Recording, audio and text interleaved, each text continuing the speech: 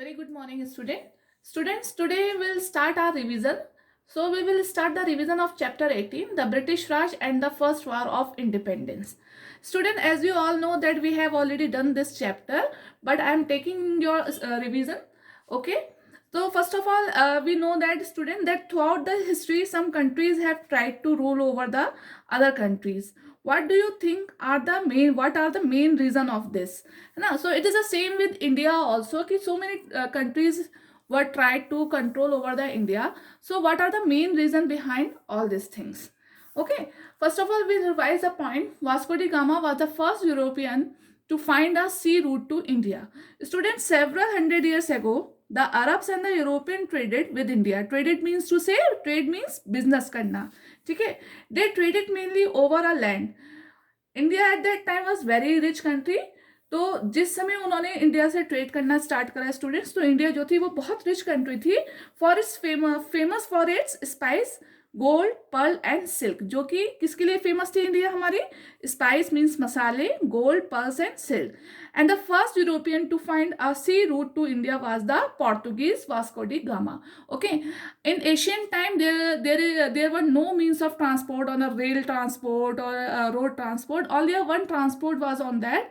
It was sea route, means sea transport through ship. Okay, so that Vasco da Gama was the first European to find the sea route to India.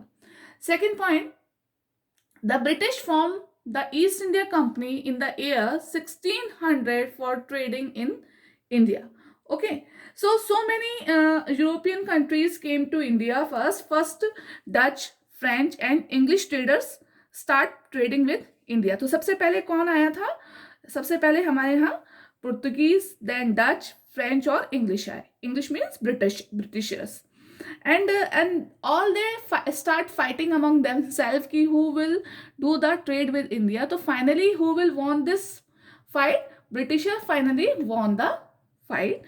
जो Britishers थे उन्होंने इन सब Dutch और French और Portuguese को हरा दिया था और उन्होंने इंडिया के साथ बिजनेस स्टार्ट करा.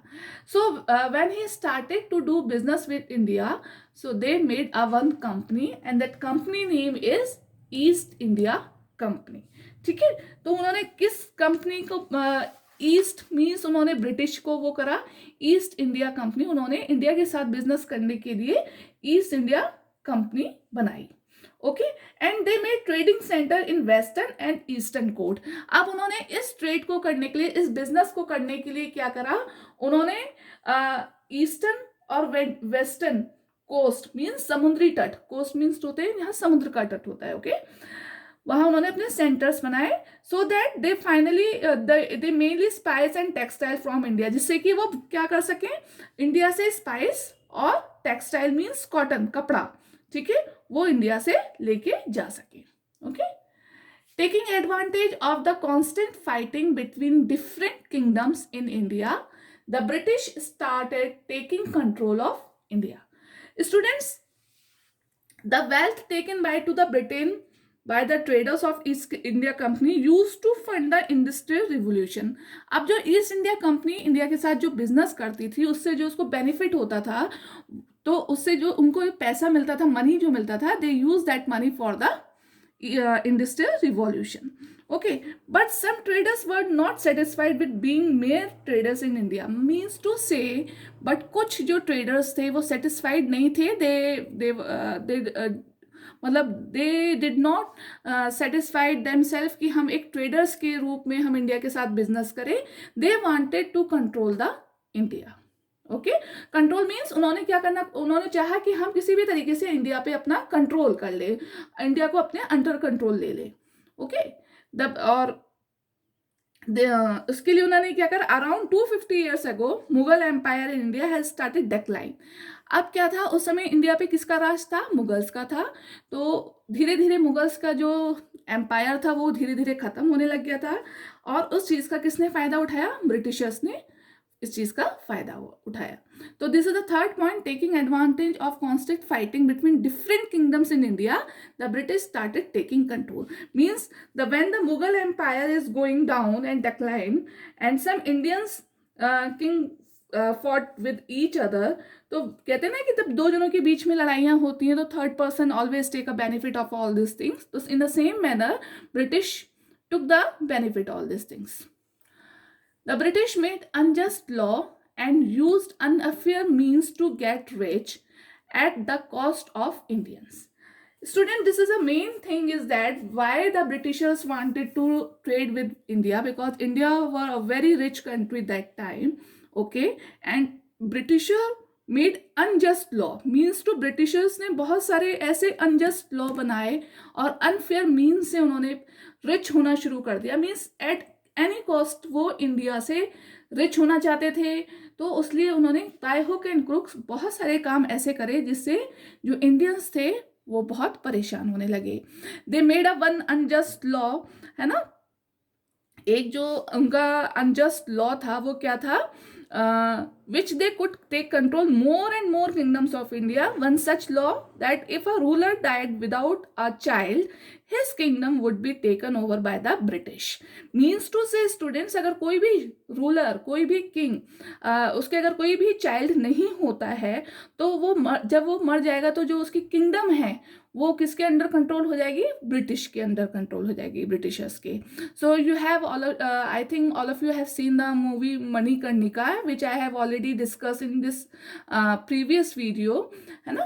तो जो मणिकर्णिका मूवी है, तो व्हाट हैपेंड विद दैट कि उसमें जो उसका बेबी था वो मर गया था and the Britishers wanted to control over that her kingdom, है ना. तो झांसी पे वो कंट्रोल करना चाहते थे and they start fighting with this to control this kingdom.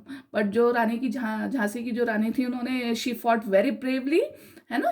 तो यही वो अनजस्ट लॉ था जिसके थ्रू इंडियन ब्रिटिशर्स जो थे वो इंडियंस पे अपना कंट्रोल चाहते थे.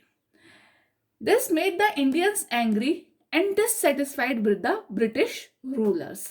इस वजह से क्या हुआ, जो इंडियंस थे वो बहुत ज़्यादा एंग्री हो गए और डिससेटिस्फाइड हो गए. मीन्स बहुत ज़्यादा उनमें एक गुस्सा आ गया ब्रिटिश रूलर्स के लिए, है ना. दिस मेड द बहुत सारे जो नवाब थे, nawab of India was very also very unhappy. Many of the Indians, the farmer, workers, traders and ruler were angry and dissatisfied with the British rule. ठीक है. The revolt of 1857 or the first war of independence was started in Meerut by the spoils or Indian soldier serving in the British army. And what happened for this continent and dissatisfaction? उसका क्या result हुआ? There are chances of a revolt or an upspring. People forget their fears and difference and together rise against the British rulers. This is what happened in Indians in 1857. A small incident started a revolt that quickly spread through the population. तो जब लोगों में इतना गुस्सा British rulers के लिए आ गया तो उन्होंने एक रिवॉल्ट स्टार्ट कर दिया and this revolt is started by the spice. Means Indian soldiers के थ्रू ये रिवॉल्ट स्टार्ट करा गया. Okay. Bahadur Shah Zafar was made the leader of this revolt. और जो बहादुर शाह जफर थे वो इस रिवॉल्ट के लीडर थे. तो here I want to discuss about this revolt also. On 29th March 1857, an Indian soldier, Mangal Pandey, attacked a British officer near Calcutta. Okay, there was widespread discontent and anger among the Indian soldiers when Mangal Pandey was hanged on 8th April 1857. What happened, student? एक incident हुआ वहाँ पर. There is a one humour over there कि जो soldiers, जो Indian soldiers हैं, जो rifle उसकी जो कार्ट्रिज होती है राइफल की, वो किस चीज़ से बनी हुई है, वो ग्रीस्ड करी गई है किसे, काऊ के फैट से और पिग के फैट से. तो as I already told you that Hindu regarded the cow as a sacred and Muslim regard the pigs as unclean. तो जो हमारे यहाँ तो काऊ को बहुत पवित्र माना जाता है, लेकिन मुस्लिम्स के यहाँ जो पिग्स को बहुत अनक्लीन मतलब गंदा माना जाता है. तो ये जो र्यूमर थी उससे क्या हुआ, both Hindus and Muslim soldiers got very much annoyed with them. और 29 मार्च 1857 में एक इंडियन सोल्जर थे जिनका नाम मंगल पांडे था. He attacked a British officer near Calcutta. In this attack, मतलब इस अटैक की उसमें उसको क्या करा गया, जो मंगल पांडे थे उनको 8 अप्रैल को फांसी दी गई, ठीक है, जिससे कि पूरी इंडियन आर्मी में बहुत ज़्यादा एंगर हो गया। And they start a revolt on 10 मई 1857, और उन्होंने 10 मई 1857 से वो रिवॉल्ट स्टार्ट करा, okay, and they started this revolt from Meerut, okay, and Bahadur Shah Zafar was made the leader of this revolt. और बहादुर शाह जफर जो थे, ये रिवॉल्ट पूरी कंट्री में स्प्रेड ओवर हुआ student, and it went to Delhi also this revolt. तो जो मुगल लास्ट मुगल एम्पायर जो थे बहादुर शाह जफर, वो इसके लीडर कहलाए गए, okay. So, students, the Bahadur Shah Zafar to lead the revolt. The revolt spread rapidly to other part of India. Different leader lead the revolt in different parts of India.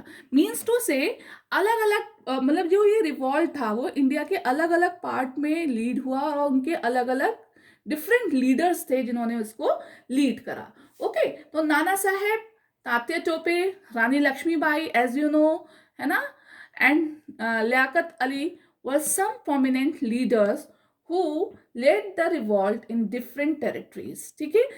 These are some prominent leaders who lead this revolt in a different part of the country, okay students. But unfortunately student, this revolt was crushed by the Britisher, by it marked the beginning of the Indian struggle, ठीक है। लेकिन ये जो revolt है students, वो crush कर दिया गया, मतलब खत्म कर दिया गया अंग्रेजों के थ्रू। और वो क्यों हुआ ये भी मैं बताती हूँ, I tell you here. Because that British had a superior weapons and a greater military strength. जो ब्रिटिश थे उनके पास बहुत ज़्यादा बड़ी मिलिट्री स्ट्रेंथ थी, वेपन्स थे। तो इस वजह से many Indians also sided with the British, और बहुत सारे इंडियंस ने उस समय ब्रिटिश को सपोर्ट करा। That's why they won the revolt and they crush the revolt of 1857।